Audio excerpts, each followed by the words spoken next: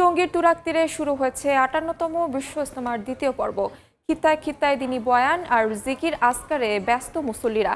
মহিমান্বিত লায়লাতুল বরাতে আল্লাহর নৈকট্য লাভের আশা ধর্মপ্রাণদের। এই মুহূর্তে ইজতেমার ময়দানে আছেন রিপোর্টার আলামিন তুষার। সরাসরি যাচ্ছি তার কাছে।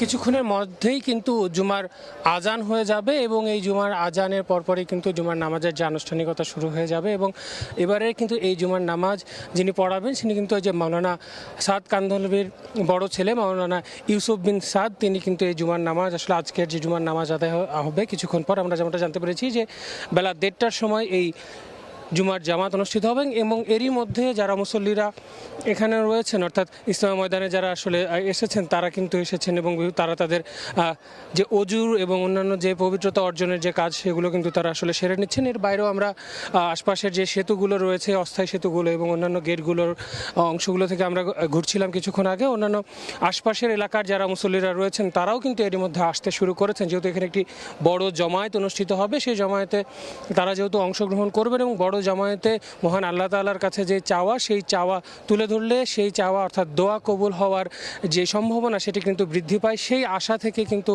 তারা এখানে কিন্তু আসতে শুরু করেছেন এবং আজান হয়ে গেলেই সেই যে মানুষের আশার যে ঢল সেটা কিন্তু আরও বাড়বে আশপাশের বিভিন্ন এলাকাগুলো থেকে।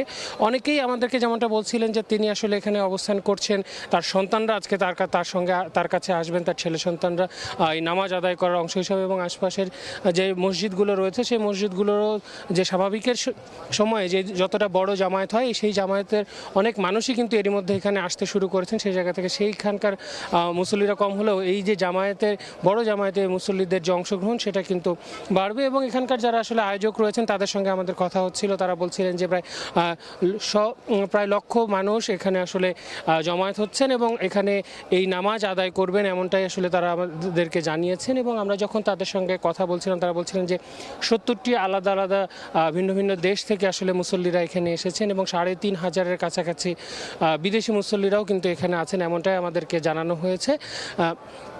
এর বাইরেও প্রশাসনের পক্ষ থেকে কিন্তু সার্বিক পুরো পরিস্থিতি কিন্তু নিয়ন্ত্রণে রাখা হয়েছে। সাদা পোশাকে যেমন পুলিশ এবং পুলিশের অন্যান্য সদস্যদের যারা রয়েছেন তারা কিন্তু গোয়েন্দা নজরদারিতে রেখেছেন যেন কোনো ধরনের নিরাপত্তাহীনতায় মুসল্লিদের পড়তে না হয়।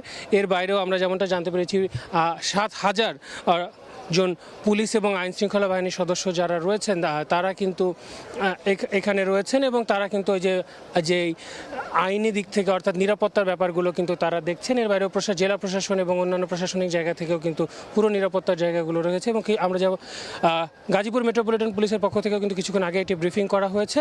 সেই পরবর্তী যে জায়গাগুলো সেগুলো আমরা পরবর্তীতে আপনাদেরকে জানাবো এবং নামাজের সময় আবারও লাইভের মাধ্যমে আপনাদেরকে এখানকার আপডেট জানাবো। তো এই ছিল এখান থেকে অর্থাৎ টঙ্গীর তুরাগ নদের পাড় থেকে ইজতেমা ময়দান থেকে আমার কাছে সবশেষ তথ্য।